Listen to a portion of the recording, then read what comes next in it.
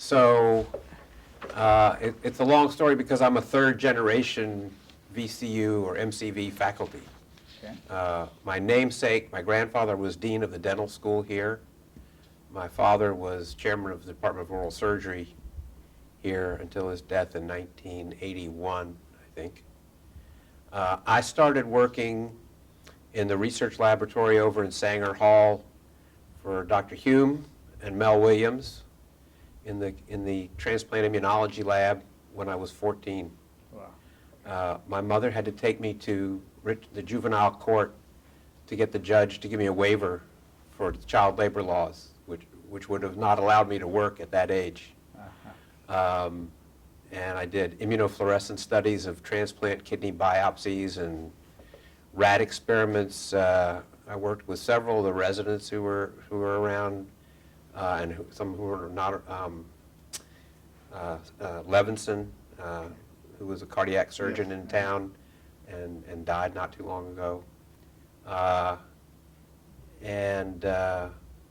So that was what got me interested in surgery. I was pretty sure I didn't want to be a dentist. Okay. So, and I was just interested in science, and that's why I was doing that. So you said when you decided to go to medical school? Yeah, I was pretty sure I was going to go to medical school. I was going to do something in biological sciences, and I was interested in, got interested in transplant immunology at that time. We were doing rat studies and like I said, the immunofluorescence studies on the human transplant biopsies. When I was in medical, I went off to college at Yale, and can't remember whether I worked here any summers when I was in college, but I eventually came to medical school here. Okay. And went back to work in the lab. During medical school, I had a night job doing kidney cell cross-matching on transplant, on the donated organ biopsies. So I would get called in the middle of the night. They were bringing in a kidney, and I would spend the rest of the night doing the tests and giving them the results, and then go to class the next morning.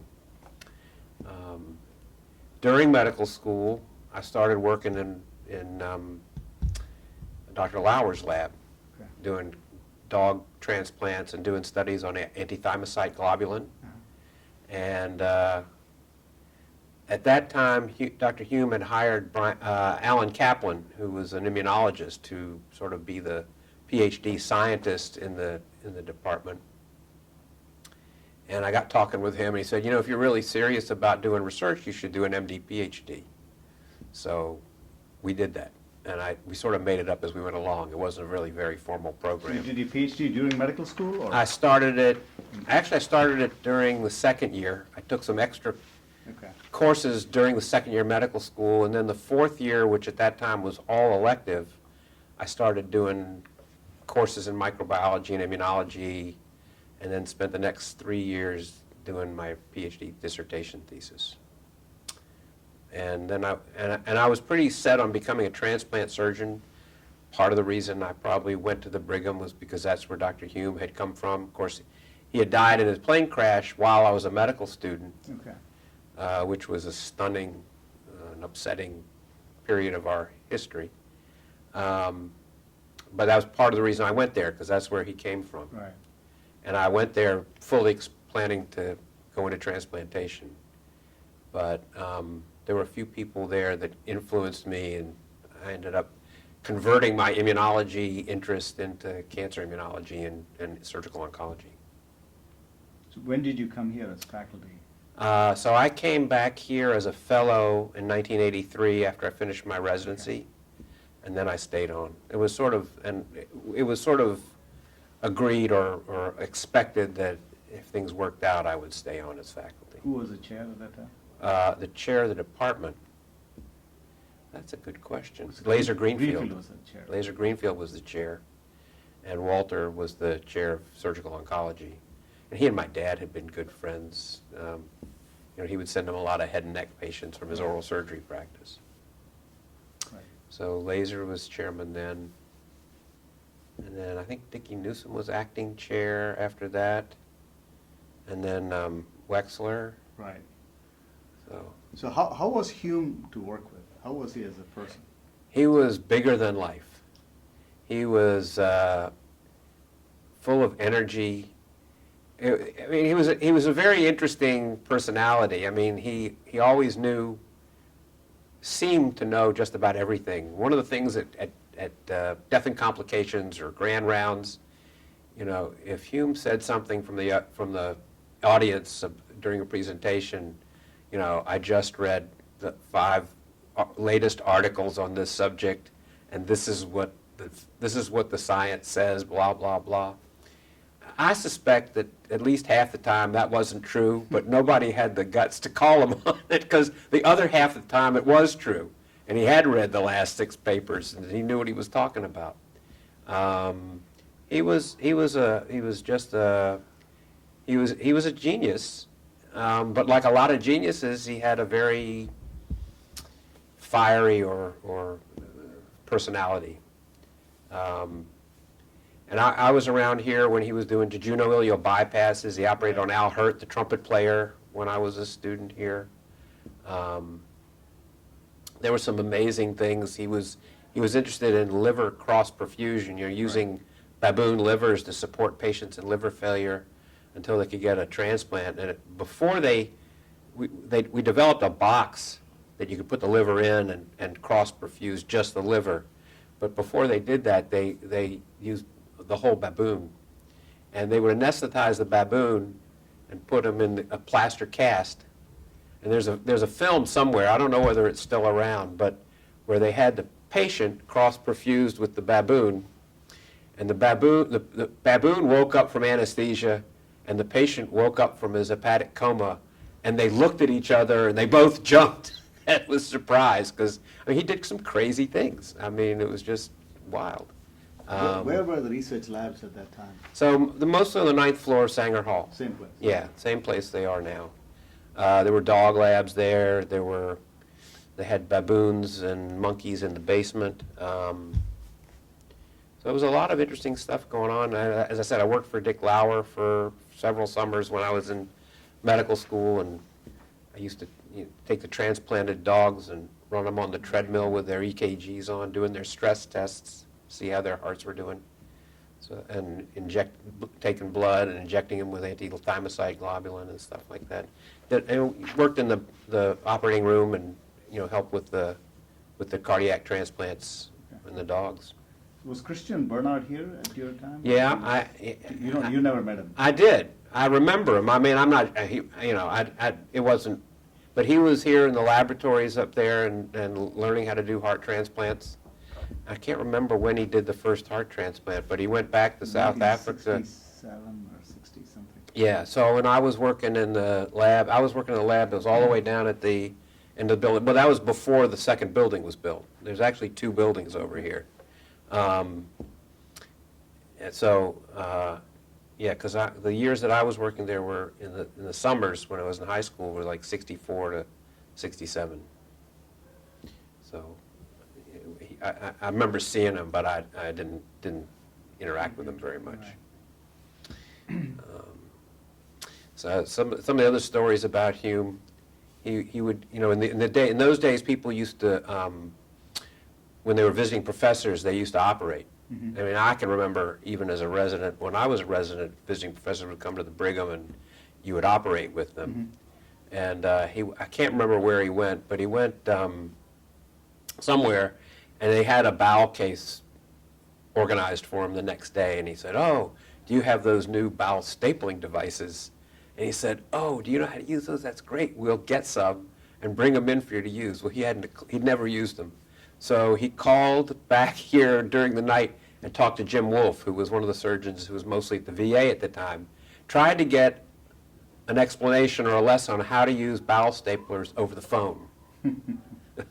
And apparently it didn't work out so well. Because you had to load those staples manually. Yes, you had to load, it was a whole, they were metal staplers and you had to, Right. So it didn't work out so well. So I think they ended up doing a hand-sewn anastomosis.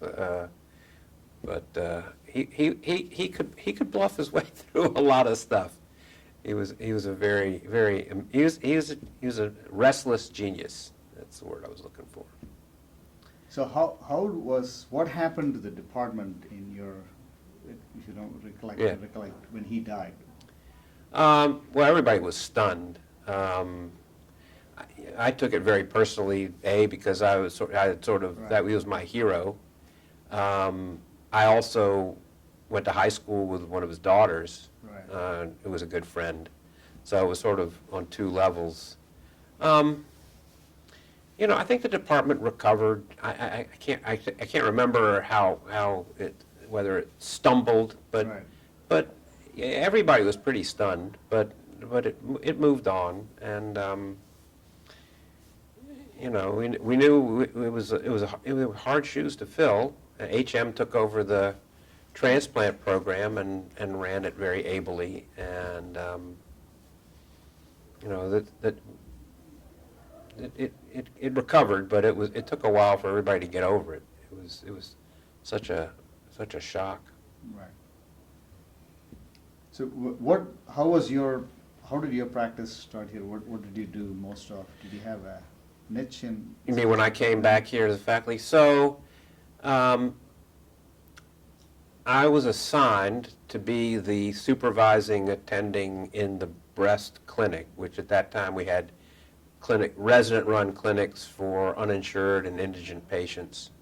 And I started my lab up doing tumor immunology research, and I think I did everything. I mean, I did melanomas and big GI cases and Whipples and some of everything. But because of my family members having breast cancer, because it was intellectually an interesting disease where a lot was going on, Right.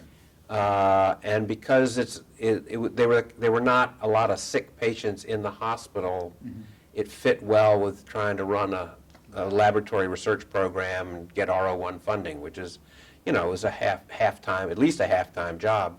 So it fit well with what my other goals were.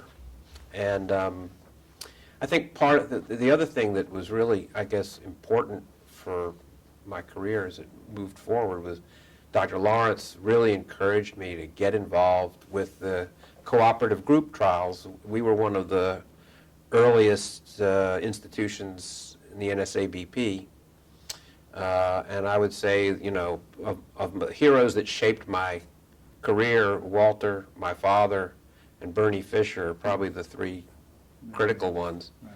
And as I was finishing my fellowship, I had an idea about neoadjuvant therapy and wrote probably a pretty crude protocol, but I sent it to Dr. Fisher.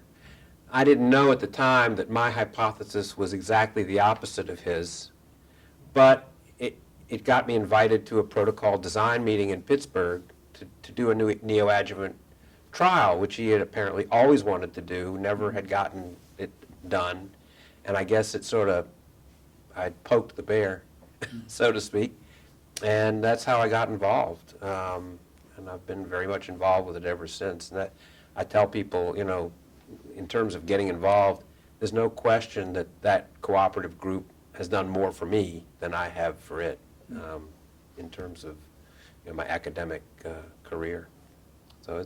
So that's how I sort of got interested in focusing on breast cancer and breast cancer treatment, and now breast cancer immunology, which Right. breast cancer's been late to the game in immunotherapy, but it's starting to come Right. and getting very interesting. So where do you think the future is in terms of surgical oncology and cancer?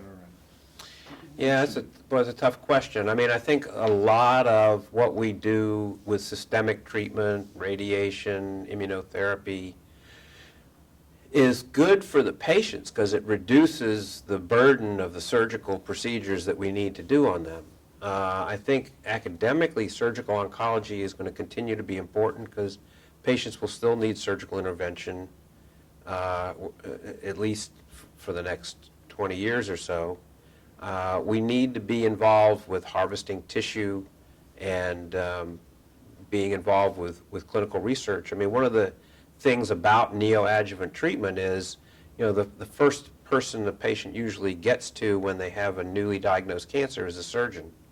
And if the surgeon is not aware of the place of neoadjuvant systemic treatment and the value of doing clinical trials in the neoadjuvant setting, because you have a unique opportunity to watch the tumor Right. under treatment and to harvest the tumor during and after treatment. Then they're not going to be involved and the research will be slow. And one of the things that struck me as I've been working in this field, the German breast surgeons, a lot of them are GYN oncologists, and like GYN oncologists in the United States, they do their own chemotherapy. So they've been very productive in the area of neoadjuvant treatment because the patients come to them first and they put them on neoadjuvant trials. So I think surgeons will have to continue to be involved, not just in doing the operations. I think surgical oncology, the operations are going to change a lot with robotics and lesser operations because of the systemic treatment.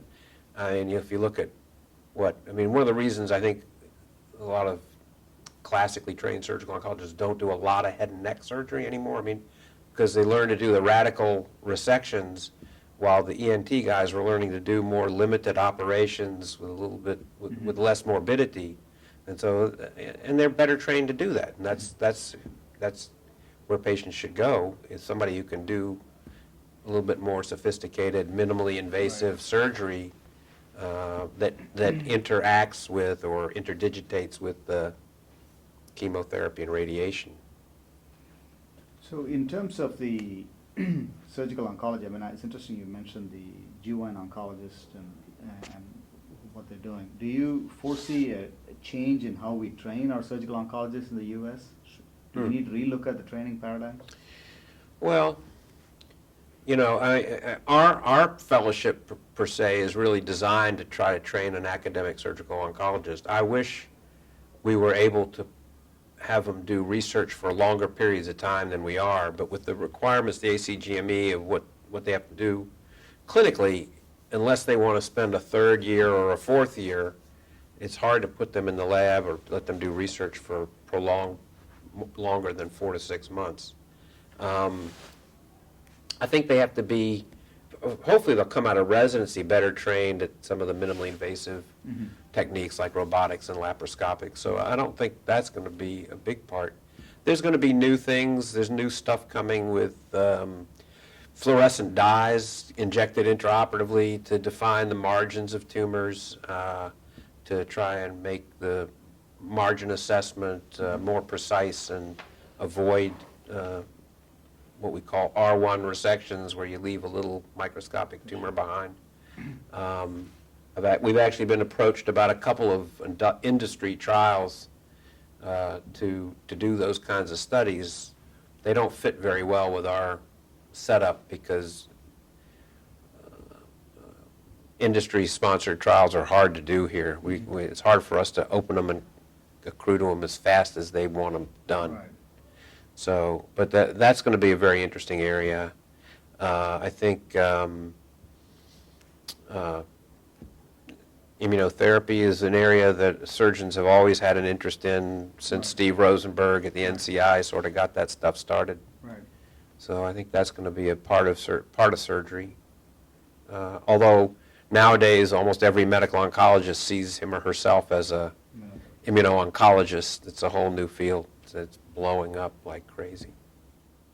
What else do I think surgical oncology training is going to be different? Yeah, I think we have to learn how to be multidisciplinary. I think that's the key difference between a surgical oncologist and a general surgeon operating on cancer, is understanding how surgery interacts with the other disciplines and how to be a leader of a multidisciplinary team. Right. One of the things that I sort of got to do, which I don't do anymore, when we were doing a lot of clinical trials in breast and colon cancer, I gave the chemotherapy to the patients on the trials. Now, I could do that because the protocol was like a recipe book and like a cookbook. You just follow the recipe. Plus, we had very experienced clinical research nurses who sort of hold our hand and guide us through it. as the protocols got more and more complex and toxic, and people joined the faculty who didn't have the experience and weren't interested in taking care of those patients, we sort of stopped doing it. But it puts me and people who are trained like me in a position to understand Right. the systemic treatment options and how they affect the surgical options, Right. positively and negatively. So in a future state, if, let's say we expand immunotherapy here and it's predominantly a surgical, would bring, new faculty with experience, then that could be an area where we could train the surgeons more effectively to potentially be therapeutic. Yeah, absolutely. At least to be participants in the treatments, to understand how they work, to harvest tumor for doing TIL therapy, if that's still part of the menu of immunotherapy options. So yeah, I mean, immunotherapy is one of those areas that a lot of surgeons have been interested in. More and more medical oncologists are getting involved with it, Right. though, particularly because we have immunotherapy drugs now. I mean, we didn't have any immunotherapy drugs before. All the immunotherapy we had before was taking bits of tumor and Right. making cell preparations out of them. But it's that'll be part of it. Again, the new techniques and of surgical intervention, I think, will be part of the surgical oncology repertoire. Right. So we have, there are a number of surgical specialties that are evolving now. Colon rectal surgery is one where Yeah. they are also getting heavily involved in cancer. The liver transplant surgeons are also doing complex resections. Right. I think, as we evolve, we'll have to make sure that the surgical oncology fellows get adequate exposure to, participating in some of those. Right. So our fellows rotate with the transplant surgeon. Some of them do 1 month, some of them do 2 months. I think it depends on the level of interest they have in HPV. We were having to send our fellows out to do the HIPEC, but we got a busy enough program now that they can do that here. So that's good. That gives them another month. They can do something else. Some of the fellows have wanted to do GYN oncology, which I think is great. Because some of them who will go to either smaller academic centers or community hospitals will be the only surgical oncology specialist there. They may not have a GYN oncologist, so gynecologists may depend on them to help do bigger operations that they're not really capable of doing. Right. As the colorectal practice grows in that division, I think I'd love for our fellows to rotate with them as long as it doesn't interfere with their desire to have their own fellowship. But I assume their fellows have to do off rotations just like ours do. So that'll be an opportunity for our fellows to work with them some. Right. What is your impression of how the department has evolved? Well, it's certainly grown. We've branched out and become more specialized than I think we were before. I mean, we had a general surgery division. Now we've got GI and bariatrics, we've got colorectal, we've got acute general surgery. What else? And of course, endocrine surgery has moved over into our division. So general surgery is academically, it's there, but it's not its own thing anymore. But we need all those things to train people who want to go out and be general surgeons. Right. I think the global surgery aspect is something new. That's exciting. I'm not sure how that impacts the global health in a meaningful way. Right. I mean, I think the only way it would really make an impact is if you're teaching surgeons in those places that you go to do things on their own, not go there to give service. Right. So that's one of the things that like Sudha is doing is she's building those EMS and emergency response systems. Mm-hmm. and Ashley last year was in Rwanda, and she built an app for activating ambulances Wow. for trauma. So Yeah. they built this trauma network around Kigali. Hmm. That's what we want to see with the global surgery. It's not about just going and doing stuff. It's more Right. about systematic development. Yeah. And measuring what impact what you've done is having, and which is research. Right.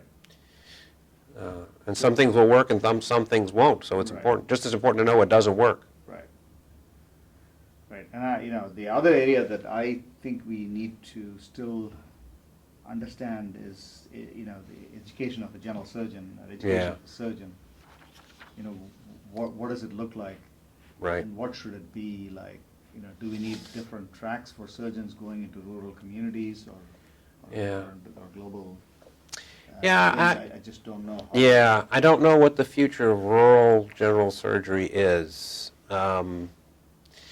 Rural hospitals are really not viable at this point, and there are not that many things that a patient needs to have surgery for 5 miles from where they live.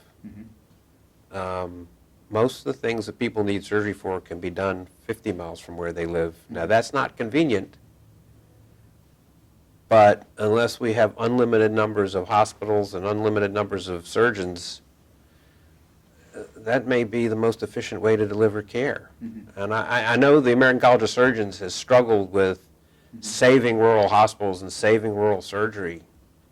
I'm not sure it's the best use of resources to try and do that. That's not a popular view. So if you don't put that on the film, that's okay.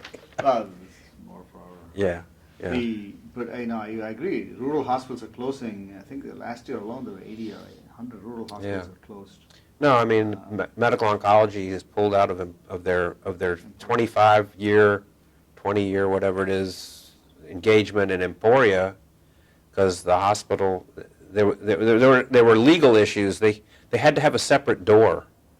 They couldn't patients couldn't come through the hospital into the clinic, and they couldn't run a clinic without being at the hospital because they needed doctors and facilities handy if patients got into trouble during chemotherapy. And basically, I think that hospital's going to close. So they had to pull out. They were asked to leave. And I think that's going to happen a lot, unless somebody does something amazing with our healthcare system. It's sad sometimes to sit at some of our multidisciplinary conferences like we did today and hear about patients who knew they had something wrong for 2 years and didn't do anything about it because they didn't have insurance and they couldn't afford it. Mhm. I think it's embarrassing for our country, yeah. that people. I mean, there were 2 or 3 stories like that just today. Mm. It's embarrassing that people in our country have to make those choices. Right. What do you think is going to happen in healthcare in the next 5 years? Some major changes, other than Medicaid expansion. Yeah. Well, I think there's going to be a lot of emphasis on reducing costs, and trying to get better results with less money. And there's ways to do that. There's a lot of stuff people do that's unnecessary. I was talking to a patient today. He said, "How often am I going to get a PET scan after I've been cured of my breast cancer?" I said, "Well, we don't do that." But some places do that. And I've talked about this at the Richmond Academy of Medicine. There's a website called Choosing Wisely that has probably now thousands of items that are contributed by all kinds of professional societies, things to do and things not to do. If everybody just looked at those things when they think about what they're going to do with a patient, it would save a fortune in this country. So I think, and what doctors don't want to hear is that some of that stuff has to be mandated. And I think, although we complain about prior authorizations and all that stuff, to a large extent we've put ourselves in our own boiling pot because we've been slobs with our resources. Not not you or me personally, but as a profession, I think we've been pretty, we've used the resources sort of wastefully. Right. Classic example is every time we have a case discussion, there's more CT scans done than the Yeah, right. classic any diagnostic exam. That's right, that's right. Drives Walter crazy. But, I mean, CTs now are so easy and relatively Right. cheap. But, I mean, you know, things like Anthem is, you know, they're not going to pay for hospital CT scans. They want their patients to go get a CT scan at a freestanding radiology place because they're cheaper. I don't know how we're going to deal with that. It's not going to, you know, so.